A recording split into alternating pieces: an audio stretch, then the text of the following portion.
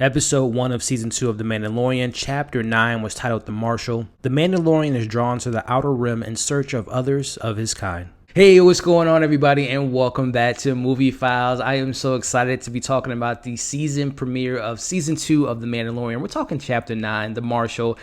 It feels so good to be back. So excited to break down this episode in this spoiler discussion. Before we dive into the details, as you can see on the screen now, make sure you all are following me on all my other social media accounts. That way you can stay up to date with what's going on over here at Movie Files. If you are new to the channel, welcome to the community. Make sure you guys subscribe, and while you're at it, hit that bell so you don't miss any of my other Mandalorian reviews, other TV reviews, movie reviews, live streams, all the fun things we do on this very channel. It would mean the world to me if you guys can give this video a thumbs up. Helps out the channel, but also really appreciate it.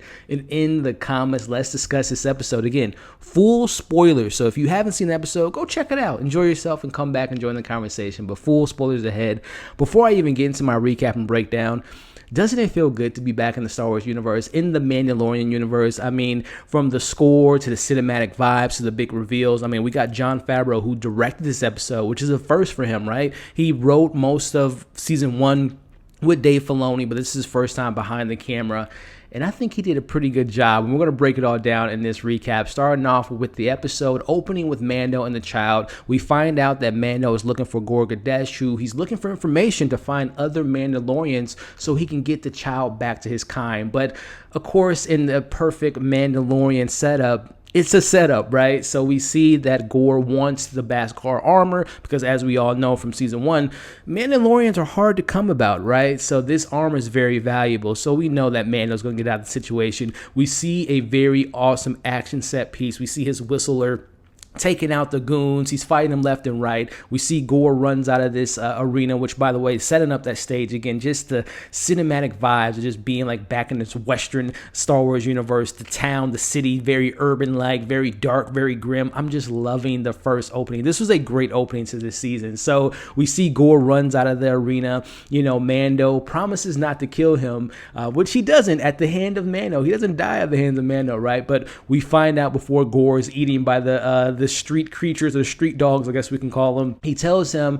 that he can find another Mandalorian on Tatooine. We all know Tatooine is where you can find everything, right? So immediately I'm thinking, okay, episode 1, we're going to get Boba Fett. And we'll talk about that at the end of this review here. But I love the setup. I love the cinematic vibe. I love being back in this universe. I love the score from Ludwig.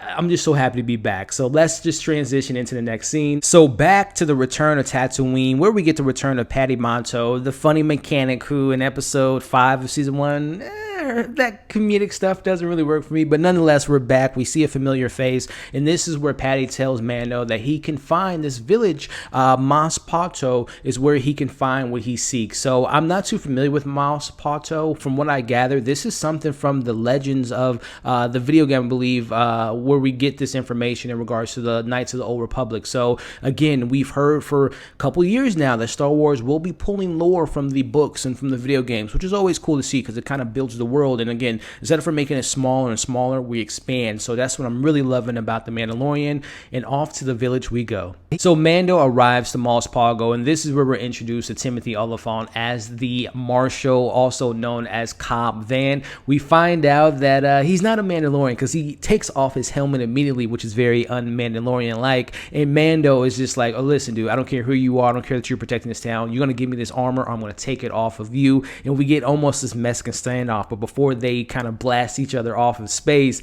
we get this rumbling in the ground, and that's where we see our crate dragon, which, again, I don't know if this is something, I believe this is something from the comic books or the lore, but this is very awesome. I think we saw bones of this in the first Star Wars film. So again, the lore, the mythology is being implemented in the season, and I'm loving all of it so far. So we find out within that exchange that the armor was obtained by Cobb by buying it off of Jawas, and this is where we kind of get Cobb's backstory. We see that the town was overtaken by miners after the second Death Star was destroyed, and this is where we kind of see how he obtained his armor by the Jawas. He gave them the stuff that he found from the miners, and we see how he takes them out and how he became the hero of his own town, the hero of his own story. And I hope we get more of Timothy Oliphant because I really enjoyed his character, and I hope that I know he doesn't have his armor anymore, but I like his presence, I like his swagger. I hope we get more of that character in the future. So we get the return of some more familiar faces in the Star Wars universe. We meet the Tusken Raiders, which we saw for the first time in the first Star Wars film, as we see Mando communicates with them. And then this is where we kind of get, again, the meat and potatoes of the episode.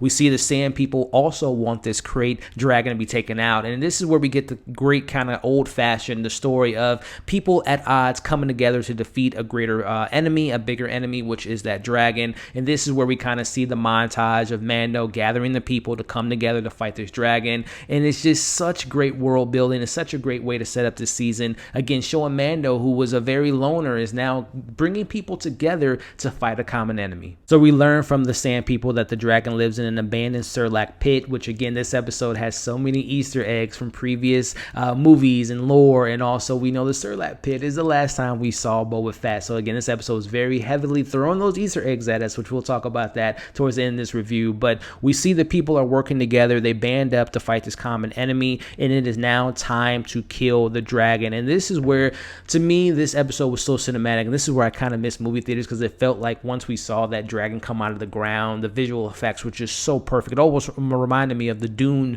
kind of sand creatures, or the sandworm. So we see them having some struggles with the dragon. They have the upper hand at one point, but then the dragon kind of spits out acid, kind of like fire in a sense, and destroys some of the people, kills some of the people. But Mando and Cobb are like, we got to take this thing out together. So we see them have their going up, shooting their blasters. Mando makes the ultimate decision, again, being a hero. He tells Cobb if something happens to him to take care of the child, which I'm just like, Mando, you can't just be leaving the child with someone that you just met a couple hours ago. But nonetheless, we see Mando doing his own,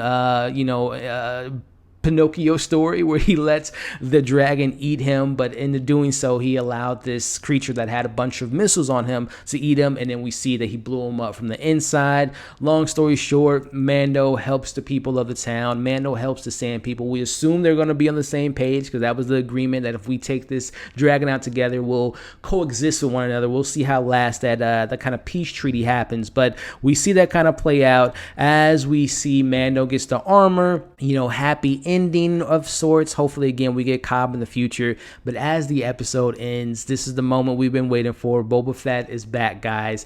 We see the camera pans to him, and again, I know there's like different, he's obviously a clone. It could be another character. It could be the Boba Fett that we know and we haven't seen since Return of the Jedi. But I love that the camera pans to him and gives us that big reveal. And again, like I asked you guys at first, was this reveal bigger than meeting the child in episode 1, the premiere of The Mandalorian? I don't know. I love this episode. Again, it was 54 minutes. It was much longer than the premiere episode last year, and I think the longest episode of the entire series so far. So I love that, assuming that is Boba Fett, that he's back in the mix.